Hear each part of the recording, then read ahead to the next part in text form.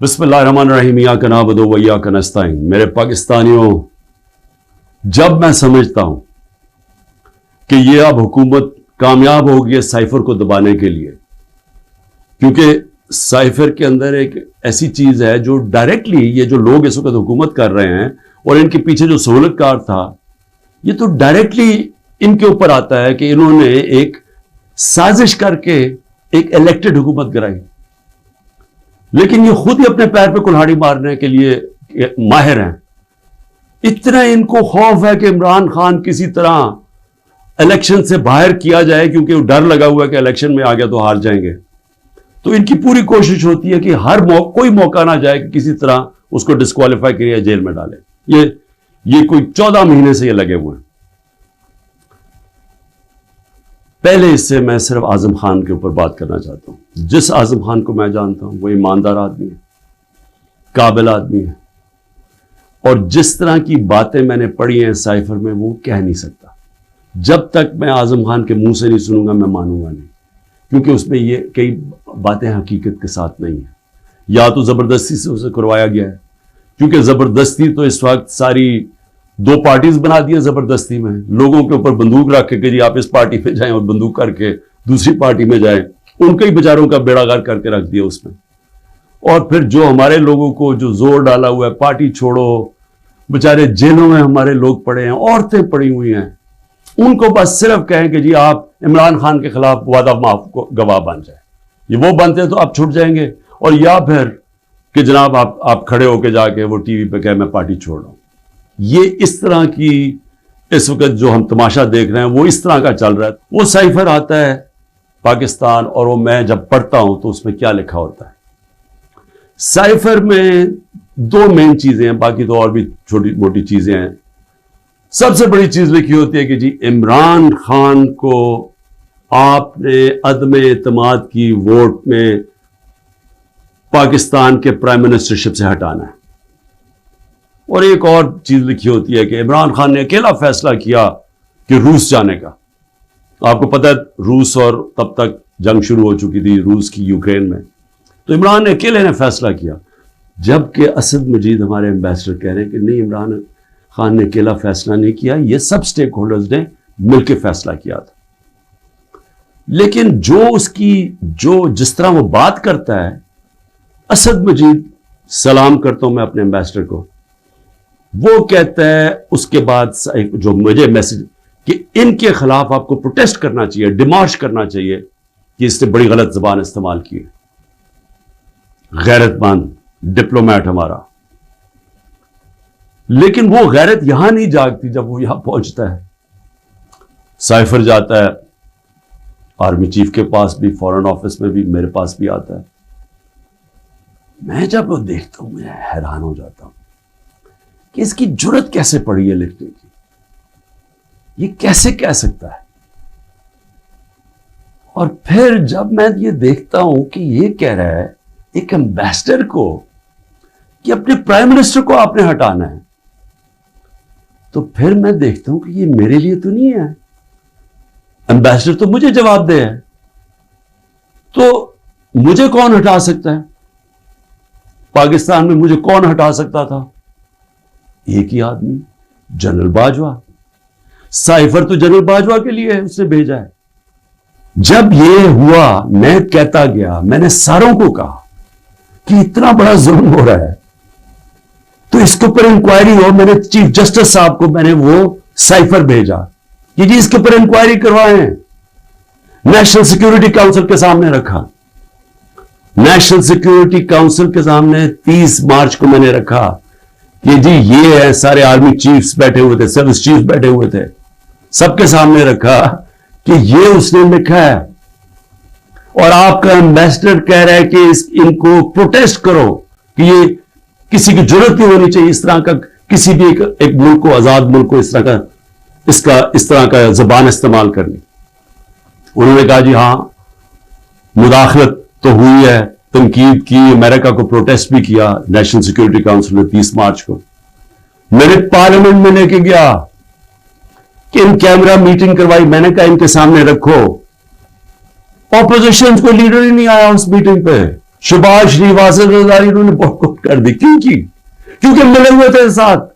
یہ اس کا حصہ تھے، یہ سازش کا حصہ تھے.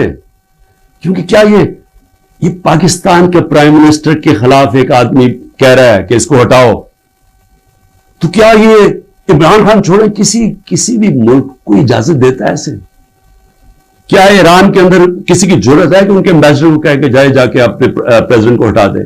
یا ہندوستان میں کسی کی جرت ہے کہ کہے کہ یہ امبیسڈر کہہ کہ جی نریندر مودی کو ہٹا دے؟ قومی غیرت ہوتی ہے، قومیں غیرت کے اوپر کھڑی ہوتی ہیں، قوم غیرت سٹینڈ لیتی ہیں، مشکل وقت گزارتی ہیں اور مضبوط ہو جاتی ہیں. دنیا ان کی عزت کرتا ہے، دنیا اس قوم کی عزت کرتا ہے جو اپنی عزت کرتی ہے. جب ایک عام آفیشل اس طرح کا سٹیٹمنٹ دے اور میں اس کو پر کچھ ہوئی نا، یعنی نیشنل سیکورٹی کاؤنسل میں حیران ہو گیا کہ صرف جی ہم ڈیمارش کرتے ہیں. آپ انکوائری کرنی چاہیے تھی، پوچھنا چاہیے تھا، لکھنا چاہیے تھا کہ اس نے کیوں یہ کہا. اور انکوائری جب ہونی تھی تو ایک آدمی نے سامنے آ جانا تھا، جنرل باجوہ نے. مسلسل یہ جناب ان کی میٹنگز ہوتی تھی، ان کی وہ چارج افیئر سے ملتے تھے. کیا ایسا کو نہیں پتا تھا کہ پچھلے 3 مہینے کے اندر ہمارے پارلیمنٹیرینز، ہمارے پی ٹی آئی کے بیک بینچرز اور یہ اپوزیشن لیڈر سے بار بار امریکن ایمبیسی میں جا رہے تھے.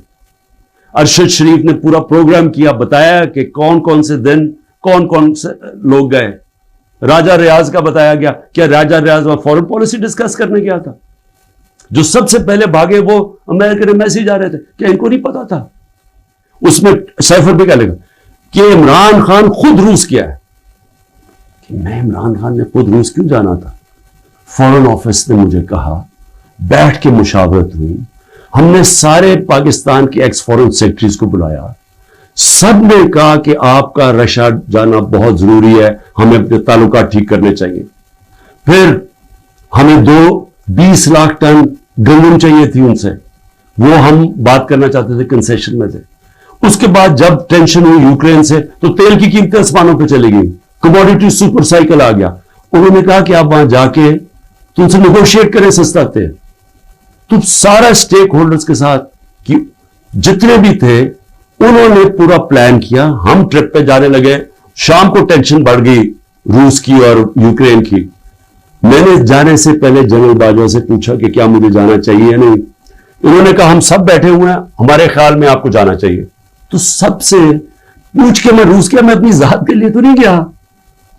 تو واپس آیا تو جناب جنرل باجوہ نے اس کے 2 دن بعد کہ جی مذمت کرو کہ جو روس چلا گیا وہاں.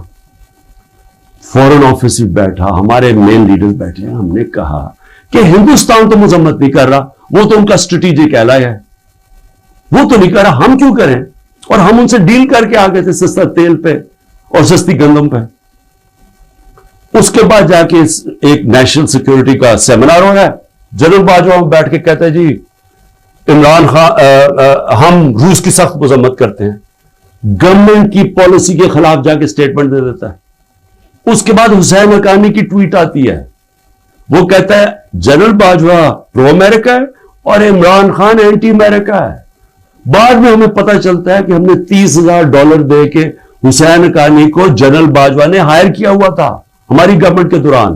وہ بعد میں جب ان کا فیرا، ان کا ایک ادارہ ہوتا ہے جو آپ کو رجسٹر کرنا پڑتا ہے لابیز کو، اس میں پتہ چلتا ہے. بعد میں ہمیں ایک ہی چیز ہو رہی ہے، سب کچھ، کوئی فکر نہیں ہے ملک کدھر جا رہا ہے. کوئی اس وقت فکر نہیں کہ ملک کے سارے ادارے تباہ ہو رہے ہیں. سارا صرف ایک 1 پوائنٹ ایجنڈا ہے کہ عمران خان کو کس طرح ڈسکوالیفائی کرنا اور جیل میں ڈالنا ہے. یہ ایجنڈا ہے. اس کے اندر یہ سائفر بھی آ گیا. یہ نہیں ان کو پتا کہ سائفر میں ان کی تباہی ہے، کیونکہ یہ سب ملوث تھے اس میں. یہ شہباز شریف بھی تھا، زرداری بھی تھا، ساروں کو پتا تھا سائفر کا. سارے میٹنگز کر رہے تھے امریکنوں کے ساتھ. اور اس کے اندر جو جنرل باجوہ کا رول ہے وہ سب کے سامنے آئے گا کہ انہوں نے کیا رول تھا اس کا، اور کیسے ایک حکومت جو اتنے سالوں کے بعد صحیح پرفارم کر رہی تھی، جو اکانومی ہماری آگے جا رہی تھی، اس کو گرا کے ایک وہ چوروں کو اوپر لے کے آئے ہیں جو 30 سال ملک کو چوری کر رہے تھے، لوٹ رہے تھے جو 30 سال ملک کو, جو خود جنرل باجوہ ہمیں بتاتے تھے, جو ملک کی اسٹیبلشمنٹ جن کی چوریوں کی بتاتی تھی, جو ایک دوسری کی چوریوں کا بتاتے تھے, جن کی انٹرنیشنل دنیا میں ان کی چوریوں کے اخباروں میں اور کتابوں میں جن کا نام آتا تھا, ان کو لا کے اوپر بٹھا دیا. انکوائری سب سے بڑی یہ ہونی چاہیے سائفر کے اوپر, جو ایف آئی آر نہیں کر سکتی. اگر صحیح انکوائری کروانی ہے تاکہ ہم آگے یہ غلطیاں نہ کریں, تو انکوائری یہ ہونی چاہیے کہ یہ سازش میں کون کون شریک تھا, کہ گورنمنٹ گرا کے ایک ملک کی اکانومی کی تباہ کیا, آج پاکستان کو گھٹنوں پہ رکھ دیا. آج اگر ہم ان کی مدد نہ کرتے اور آئی ایم ایف سے نہ کہتے کہ آپ کی سٹینڈ بائی اگریمنٹ کے ہم ساتھ ہیں, تو پاکستان ڈیفالٹ کر گیا تھا. ڈیفالٹ کرنے کا مطلب کہ آج لوگوں کا معاشی قتل ہو جانا تھا, جو ہو چکا ہے. اس سے دگنی مہنگائی ہو جانی تھی, بے روزگاری یعنی سارا جو ہماری باہر سے فائنینسنگ ختم ہو جانی تھی, جو آگے آج ہی برے حالات ہیں اس سے دگنے ہو جانے تھے. کون ذمہ دار ہے اس کا؟ انکوائری یہ ہونی چاہیے کہ کس نے کیا, کس پلیئر نے کیا کیا رول پلے کیا, یہ انکوائری ہونی چاہیے.